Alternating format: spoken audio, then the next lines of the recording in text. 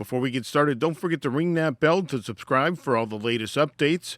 On Instagram, it's The American Landscape. Our website is theamericanlandscape.tv. Twitter is AmLandTV. And our podcast is on iTunes for all the latest information about the show, how we produce it, how we travel, all the good fun stuff behind the scenes. Welcome to The American Landscape. And today I'm kicking off the show in Huntington Beach, California. We're going to be heading out to the Lyon Air Museum in Costa Mesa, right by John Wayne Airport. Then we're going to be going out to Palm Springs and see the Palm Springs Air Museum. So sit back and relax and come with me as we explore the American landscape.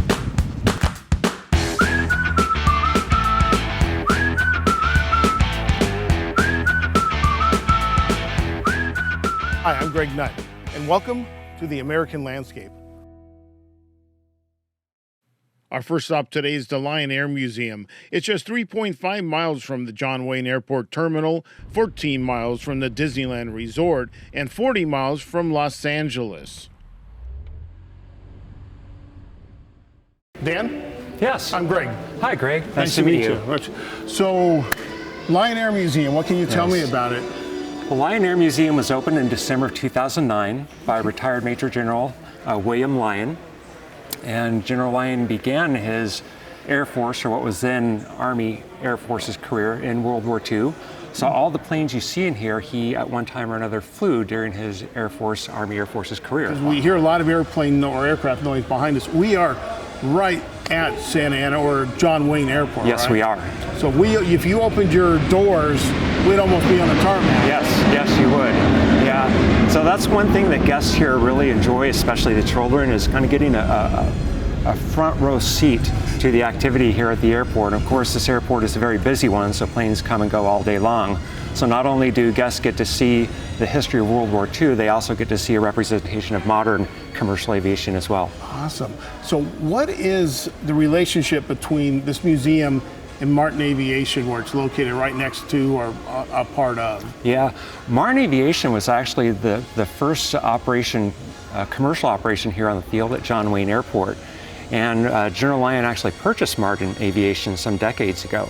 So they're a major airframe and power plant center. So there's two doors on the side of the hangar here. So whenever any of our aircraft need maintenance, we just merely knock on that door, and the mechanics are right there on the other side, which kind of makes it easy to keep our aircraft in such great condition. Okay, so if I think of Lyon or Martin, really they're the same people. Yes. Oh, that's great. That's great. So what would be the next big thing we should look at here? Well, our B-25 we're particularly proud of.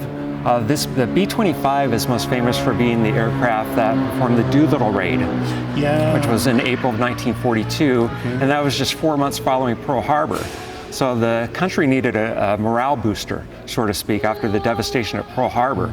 So this plan was launched to take these medium bombers and put them on an aircraft carrier. In this particular case, it was aircraft carrier Hornet. Get them as close to Japan as they could and take them off from the deck of the carrier and bomb Tokyo. I'm sure that was thought as a pretty crazy idea at the time. It was, but then Colonel Doolittle was a very intelligent man, and when he was given the task, he ran the math and did the homework and said, yes, these planes can take off from an aircraft carrier. They only had about 400 feet of runway space, actually, and it had never been done before. They had never even done it in practice because they didn't want to risk giving it away. Yes. Wow. Yeah. So were they backed up all the way to the fantail? Yes, they were. Oh, wow. Yeah, but all planes had to come forward and take off from the same spot because of a danger of any crosswind blowing them into the sail of the carrier. Now, was General Lyon a part of that? No, he wasn't. No, he flew it later. Yes, he flew it later. Okay. Yes, and those 80 men that took part in the raid are known as the Doolittle Raiders, and unfortunately, all of them have passed away. But they will always be heroes in the heart of this museum and the heart of this country. So again, to reiterate, this is all World War II aircraft here? For the most part, except for our Bird Dog here, which served in Korea and Vietnam as a low-level forward air controller and reconnaissance aircraft. Okay. But yes, everything else is World War II because that's what this museum is dedicated to. It's the greatest generation, not only in our country, but the greatest generation of aviation. Because that was really the golden age of aviation in this country. Yeah. Now, is anything, I know this airfield has some connection to, what was that billionaire? Howard Hughes. Yes. And flew out of here, set a speed record understand he didn't land again. He didn't quite make it back. But were any of these aircraft Hughes or any relation to, you know, Hughes engines or yes. any of that? Yeah, our 826 Invader here, which is a Douglas aircraft, was owned personally by Howard Hughes, and it was his personal aircraft for a number of years. As a matter of fact, he actually rebuilt the engines on it, and these are 2,000 horsepower, 18-cylinder Pratt & Whitney engines, so they're not basic engines by any means, but Howard Hughes was a mechanic and a machinist and an engineer primarily, so he liked to do a lot of the work himself, and amazingly, this is one of the few aircraft that he owned that he didn't actually manage to crash. So what can you tell me about this DC-3? This DC-3 actually started its life as a C-47 military transport. And although it's painted in the livery of American Airlines today, when it started its life, it was a C-47 transport aircraft, and this is actually the only aircraft we have in here that took part in the D-Day landings on June the 6th, 1944. Really? Yes, it actually landed troops on Normandy on D-Day. After the war, it was sold as surplus, as many military aircraft were after the war, and it was reconfigured to civilian configuration. Which is known as a DC-3. Which is known as the DC-3, probably the most famous passenger airliner in history and the most successful. Really? Yes. Wow. This is how the C-47s looked when they took part in the D-Day invasion on June the 6th, 1944. Now, over 800 of these, all unarmed, took off from their bases in England and headed to the north of France on D-Day, or the early morning hours, June 5th, June 6th, 1944. Now, interestingly, in addition to carrying about 25 or so paratroopers, almost all of them were towing a glider as well.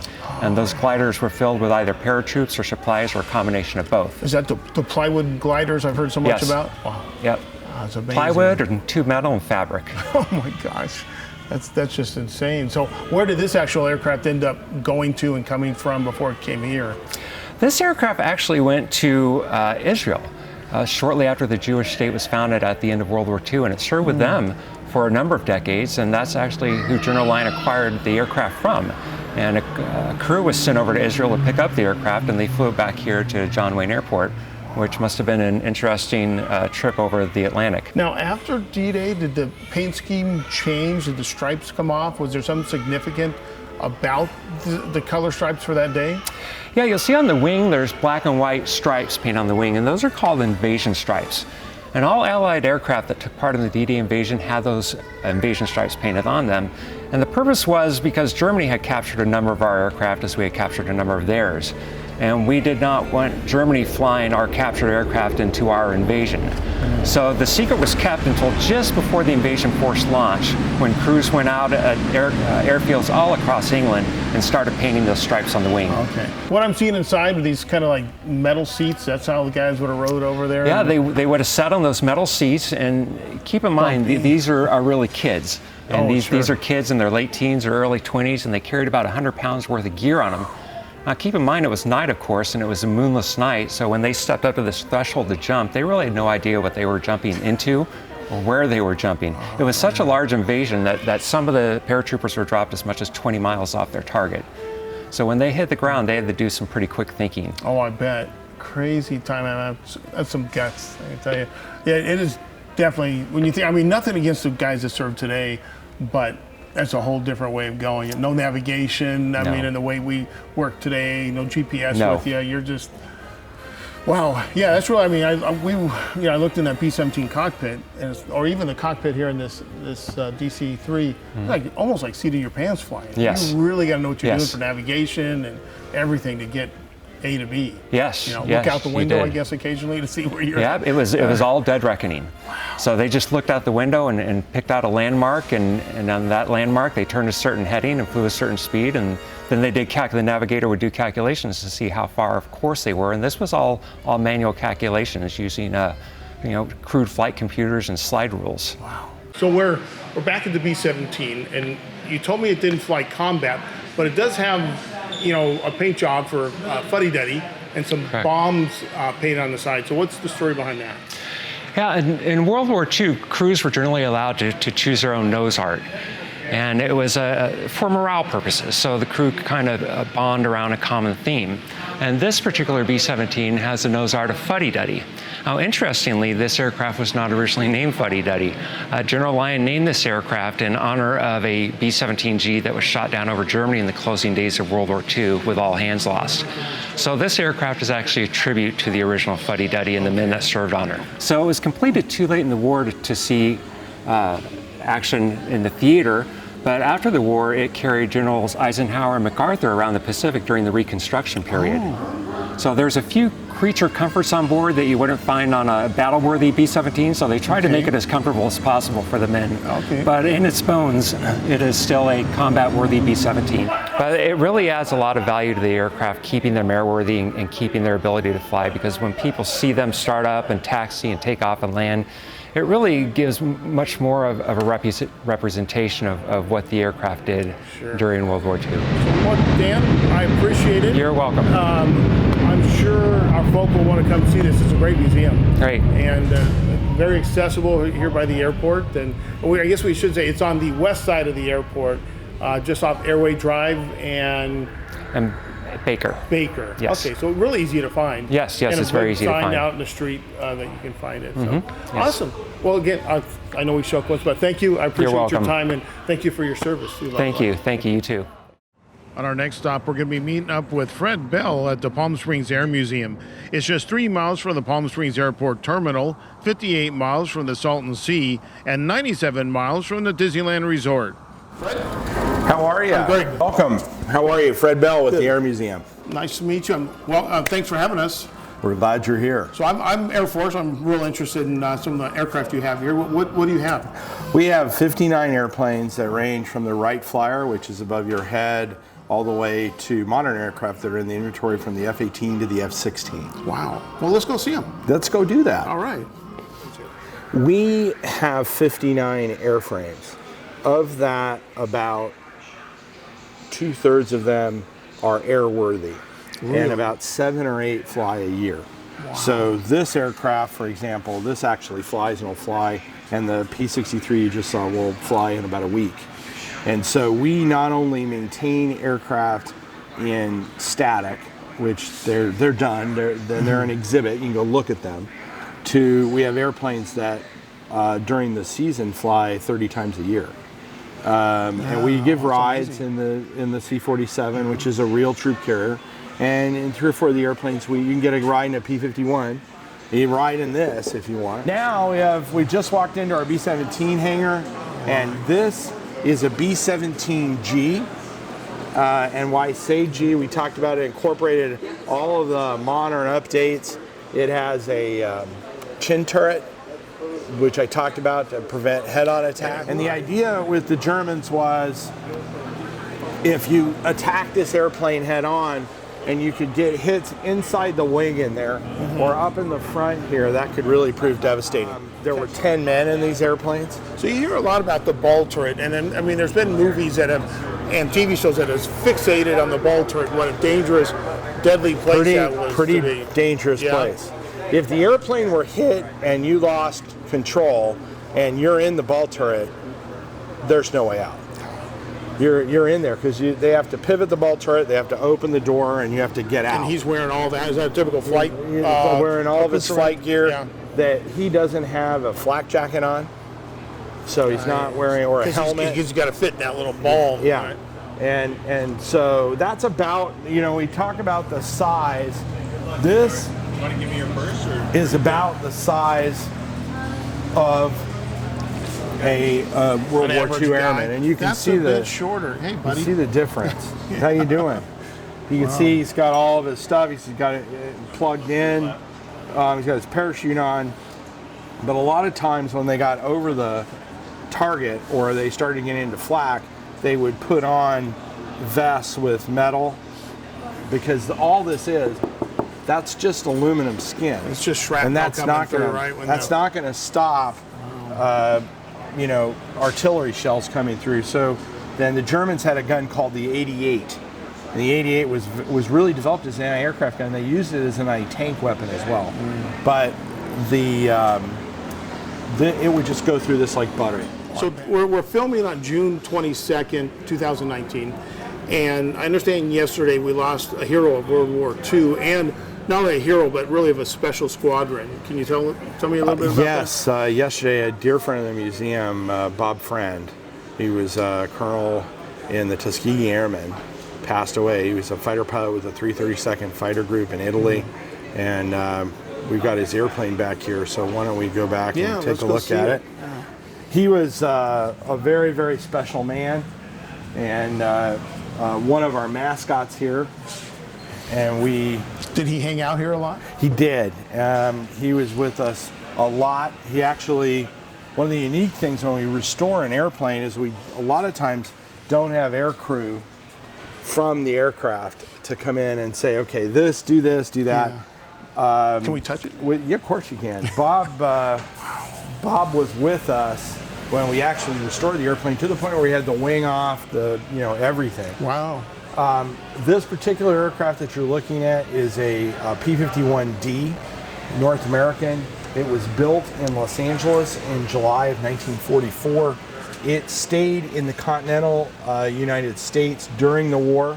So what ended up happening was surplus to the Canadian Air Force, and the pilot who had it was flying as the city of Winnipeg, ran out of fuel, could not get it restarted, and put it into a farmer's field.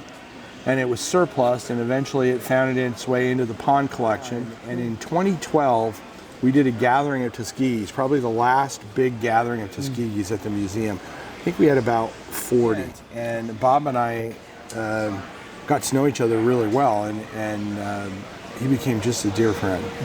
And what ended up happening was I was standing in front of the T-33, and we were looking at this airplane, and at that time this airplane had been painted, and we had taken the airplane and painted it in Bob's colors. It's in polished aluminum right now. And I was standing in front of him, and I said, well, we're going to restore this airplane for you. I don't know how the heck we're going to do it, right? Because it costs money. And that started the journey, and everything fell into place. We found sponsors to help us with the restoration.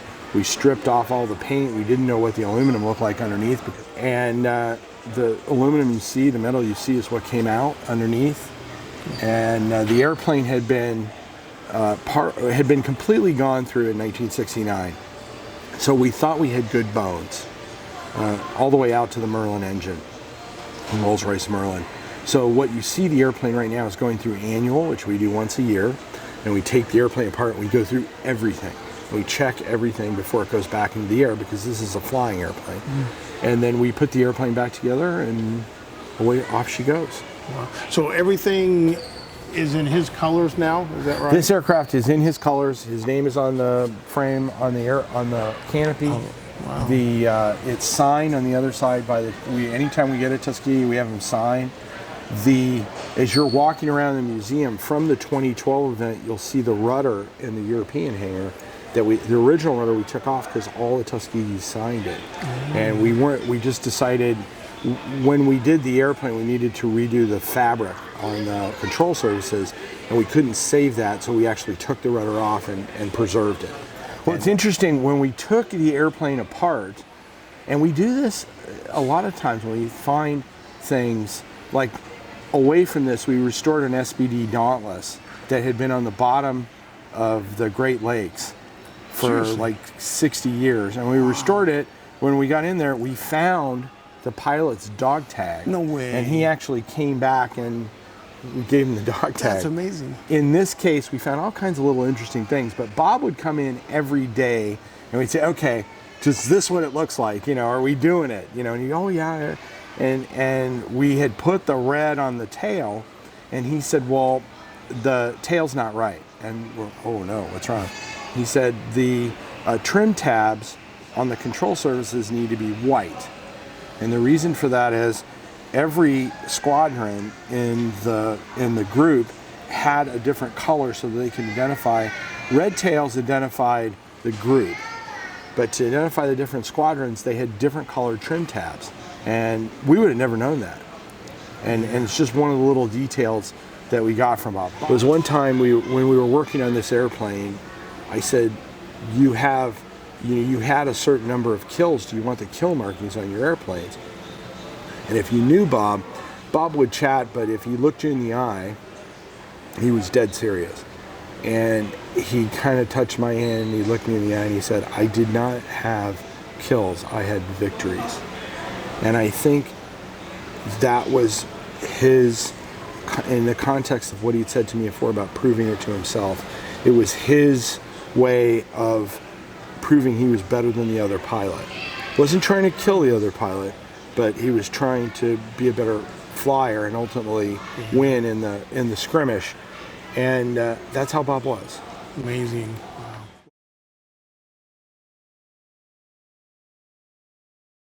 You want to pan around, we've got the camera. You have the Wildcat, which was the very early war fighter that the Navy started with off the carrier. The Hellcat, which was really designed to beat the Zero. That airplane went from the drawing board to production in a year. And it was specifically designed to shoot down the Zero. Behind the TBM, which we'll talk about in a minute, you have a Corsair. That's my kind of favorite. I hear that's all, not what the Widowmaker, there was some. The Widowmaker was the P-61, which was a Black Widow. Okay. But the Corsair, they were squirrely early on, but they became a night fighter. They did a lot of ground attack in Korea after the war. They went on. So they figured out whatever hinky things they had. It was a very, very capable fighter. On the other side of the TBM, as you're walking around doing your stuff, yeah, you want to be careful there. We have a P-40 on the other side, and then that's a Tiger Cat. You were asking about night fighters. The Tiger Cat, this is a two-seat Navy aircraft, was used as a night fighter. Interesting. I noticed a theme here. Cat. Navy Cat. We have all of the cats, from the Wildcat up to the Tomcat. So in front of us here is the TBM. The TBM that's a torpedo bomber. It's called an Avenger. At one time, it was the largest aircraft that was flying off a carrier. In the Pacific was a carrier war. And so we, at that time, had an early, over here, you can see, that's an SBD Dauntless, which is a dive bomber. And you have to remember, early, well, really, all the way through World War II, and we didn't really have effective anti-ship missiles up until like the 50s and 60s, right? That is the anti-ship missile of its day. What it was is a dive bomber. It would get over and then dive straight down on the target. Fred, this has been exciting and very interesting. I love it. What can you tell us real quick? Obviously, we're in Palm Springs. We're right next to the Palm Springs Airport. Yes. Hours, prices, discounts for veterans. What do you got going here? We're open from 10 to 5 every day except Thanksgiving and Christmas. We have all different packages. We have family packages. A single admission for an adult starts at $17, but we have packages where we have kids get in for free and stuff like that. So check the website for the most current packages. Okay. www.palmspringsAirMuseum.org. Not a hard one to forget. Yeah, and then we active duty military get in for free with them and their families. Nice. It's very nice that you do that. All right, well, thank you very much. Hope you guys enjoyed this segment at the Palm Springs Air Museum. I know I did. I'm going to go look at some more airplanes. There's a ton here. Have a great time, and we really thank you for visiting us. Thank you.